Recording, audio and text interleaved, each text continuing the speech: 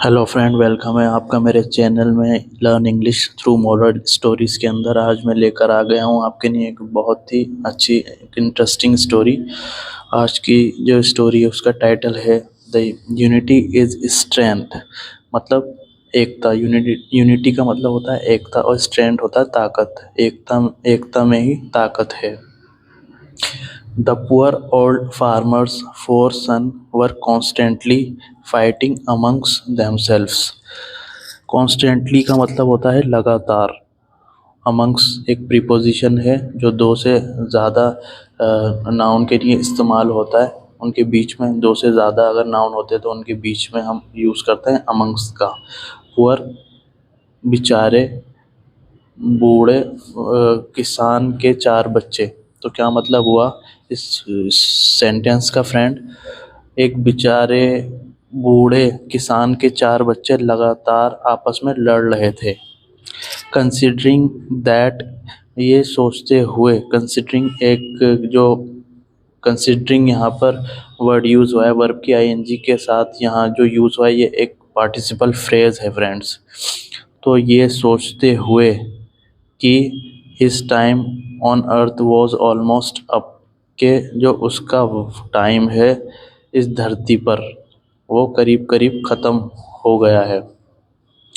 He was desperately searching for an idea that would convince his sons to forget their differences. तो desperately का मतलब friends यहाँ पर होता है जानबूझकर, इंटेंशनली। सर्चिंग होता है तलाशना, और आइडिया एक विचार, कन्विंस होता है किसी को राज़ी करना, और फॉरगेट होता है भूलना, और डिफरेंसेस होता है मतभेद। तो फ्रेंड्स ये जो जो सेंटेंस है वो एक पास्ट कंटिन्यूस का सेंटेंस है हमारा। ही वॉज डेस्परेटली सर्चिंग, वो जानबूझ के तलाश कर रहा था एक विचार, एक सोच की, एक आइडिया की तलाश कर रहा था। दैट वुड कन्विंस हिज, ताकि कि वो कन्विंस करेगा हिज सन्स को टू फॉरगेट देयर, मतभेद को, उनके जो आपस में मतभेद हैं तो उनको कन्विंस करने का वो विचार कर रहा था, उसके जो बेटों को कन्विंस करने का। And live together in harmony, और एकता में साथ रहने का, ये वो विचार कर रहा था बूढ़ा किसान। ही वॉज डेस्परेटली सर्चिंग मतलब वो एक जानबूझकर एक विचार की तलाश कर रहा था या सोच रहा था जिनसे वो कन्विंस कर ले अपने बेटों को कि वो अपने मतभेद भूल जाएं और एकता के अंदर ज़िंदगी जिएं। देन, तब, प्रिटेंडिंग टू बी इल, एक बार फिर पार्टिसिपल फ्रेज का यहाँ पर यूज़ हुआ है, वर्ब की आईएनजी का यूज़ हुआ है। तो प्रिटेंड का मतलब होता है बहाना करना। टू बी यहाँ पर एक, टू बी एक इज़-ए-मार की फॉर्म होती है जो कि इन्फिनिटिव का इस्तेमाल यहाँ पर हुआ है, और इल हमारा एडजेक्टिव है। बहाना, बीमार होने का बहाना करते हुए जो ओल्ड मैन था उसने बुलाया, called all his son to his bed side. जो बूढ़ा आदमी था, बूढ़ा किसान था, उसने अपने सारे बच्चों को बुलाया अपने बेड के पास। जहाँ पर बेड कहते हैं, बेड साइड मतलब अपने पलंग जहाँ पर वो सोता था उसके पास बुलाया। माई डियर बॉयज़, ये एक कोटेशन मार्क के अंदर सेंटेंस है, एक डायरेक्ट स्पीच का सेंटेंस है फ्रेंड। मेरे प्यारे बच्चों, I would like you to collect as many twigs as you can and bring them to me tied in little thick little bunches. तो आई वुड लाइक, इस helping verb और main verb का जो sense बनता है friend, मैं चाहूँगा, मैं ये करना चाहूँगा, मैं तुम्हारे साथ आना चाहूँगा। तो यहाँ पर सेंस बना I would like you to collect, मैं चाहूँगा, मैं चाहूँगा कि तुम, टू कलेक्ट, कलेक्ट होता है इकट्ठा करना, एज एक प्रीपोजिशन है, वो एक कंजक्शन है, as many twigs as you can, और ये एक एडजेक्टिव है, दोनों वर्ड्स मैनी ट्विग्स, इतनी ट्विग जितनी यू कैन, मतलब तुम कर सकते हो।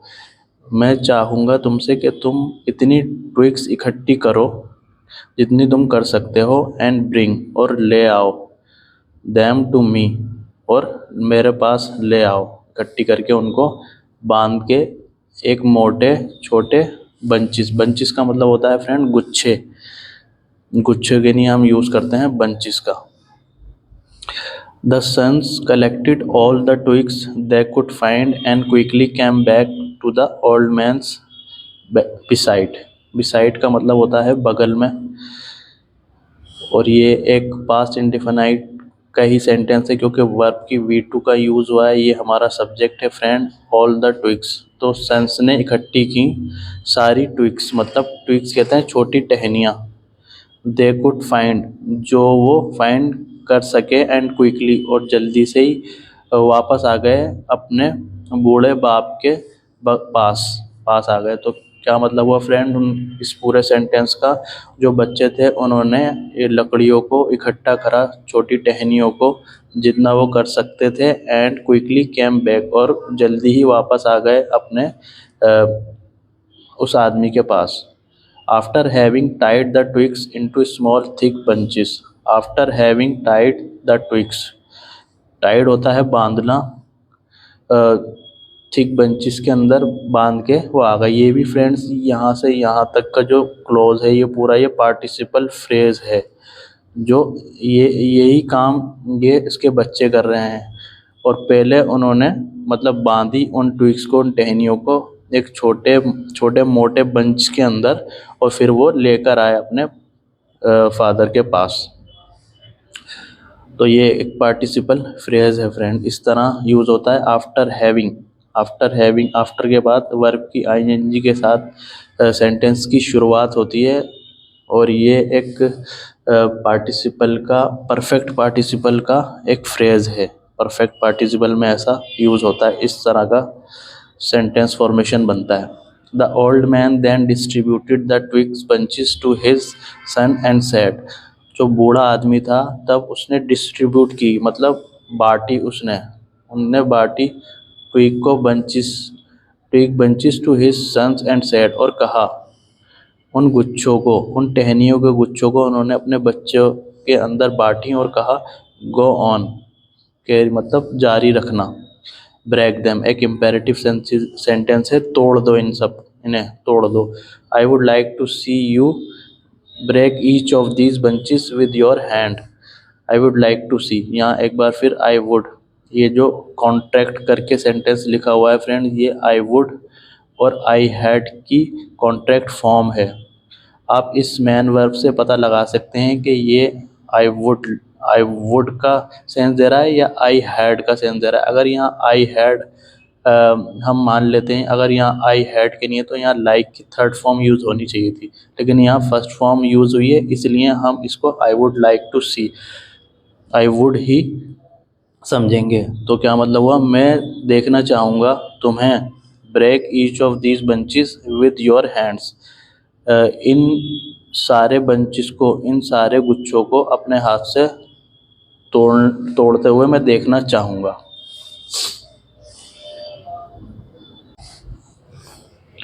The four sons all tried to snap the bunches of twigs with their hands। जो चारों बच्चे होते हैं वो कोशिश करते हैं उन गुच्छों को तोड़ने की, उस टहनी के गुच्छों को तोड़ने की अपने हाथों से। विद बोथ देयर हैंड्स, अपने दोनों हाथों से। तो फोर सन, ये द फोर सन्स ऑल ये हमारा सब्जेक्ट है। ट्राइड एक मैन वर्ब है, टू स्नैप एक इन्फिनेटिव वर्ब है, बंचेस ऑफ ट्विग्स एक ऑब्जेक्ट है। विद देयर हैंड्स, किसी भी काम को अगर किसी दूसरे नाउन के इस्तेमाल के साथ किसी काम को किया जाता है तो उसके साथ एक विद प्रीपोजिशन का यूज़ किया जाता है। विद ऑल देयर माइट, और अपने पूरी ताकत के साथ। यहाँ पर माइट का जो सेंस निकल रहा है वो एक ताकत, एक शक्ति का सेंस निकल रहा है। यहाँ पर ये as a modal verb use नहीं हुई है। जो हम इसका इस्तेमाल पॉसिबिलिटीज़ वाले सेंटेंस के लिए करते हैं, जैसे मैं राहुल आज आ सकता है, राहुल माइट कम टुडे। और सकता के सेंस के लिए हम कुड और मे का भी यूज़ करते हैं। But it was absolutely impossible, पर ये बिल्कुल ही असंभव था, लेकिन ये बिल्कुल असंभव था, एब्सोल्युटली। ये एक एडवर्ब है फ्रेंड जो यहाँ पे कह रही है बिल्कुल। यहाँ का जो सेंस आ रहा है वो बिल्कुल का सेंस आ रहा है इसका। As the son finally accepted their defeat, the old father told his son to untie the twigs and then attempt breaking them. जैसे ही बच्चों ने फाइनली स्वीकार कर ली अपनी हार, डिफीट कहते हैं हार को। ये एक पास्ट इंडिफिनाइट का सेंटेंस है और ये एक अफर्मेटिव सेंटेंस है, इसलिए वी टू का इस्तेमाल हुआ है। The old father told his सन, बूढ़े बाप ने अपने बच्चों से कहा उस उन टहनियों को खोलने के लिए। अनटाई मतलब खोलना, गिट्ठा खोलने को कहते हैं untie. And then attempt breaking them, और उसने फिर कहा कोशिश करो उसको तोड़ने की। ये एक इम्पेरेटिव सेंटेंस है फ्रेंड, जो एक इनडायरेक्ट स्पीच का सेंटेंस है, क्योंकि जो ओल्ड फादर ने अपने बच्चों से कहा, तो मतलब यहाँ पर उसने कहा एक ऑर्डर के सेंस में, उसने अपने बच्चों से कहा इन टहनियों को अनटाई करो, खोलो और कोशिश करो उनको तोड़ने की। अटेम्प्ट के बाद हमेशा जेरेंड का यूज़ होता है अगर कोई वर्ब आती है। This time the twigs snapped easily, और इस दौरान जो टहनी थी आसानी से टूट गई। And the boys were all very happy at being able to achieve the impossible, और जो लड़के थे वो बहुत ज़्यादा खुश थे। एट बीइंग एबल मतलब एक सक्षम होने पर, उस असंभव को हासिल करने पर, उस असंभव को हासिल करने पर वो बच्चे बहुत ज़्यादा खुश थे।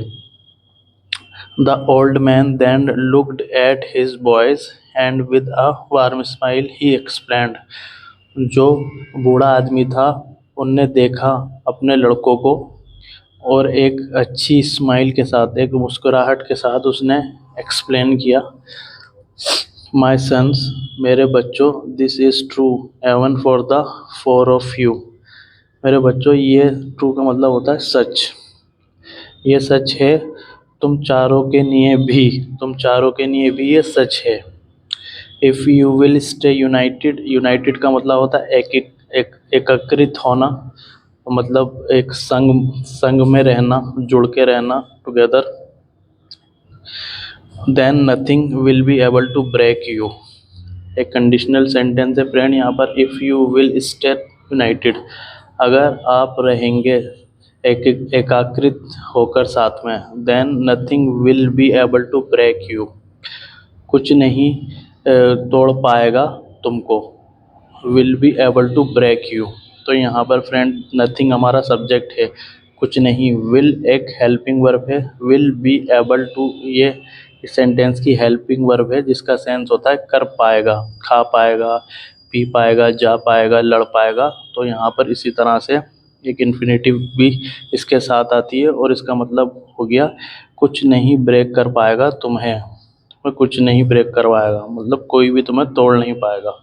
However if you like these single twigs, लेकिन if you like these single twigs, अगर आप इन सिंगल टहनियों की तरह हो, एक अकेली टहनियों की तरह होते हो, then you can all are separated be snapped very easily, फिर तुम्हें सेपरेट किया जाता है और यू कैन बी स्नैप्ड, और कैन बी स्नैप्ड, और आसानी से तुम्हें तोड़ा जाएगा, बहुत आसानी से, वेरी इजी, बहुत आसानी से तुम्हें तोड़ा जाएगा और अगर आप सेपरेट होते हो तो।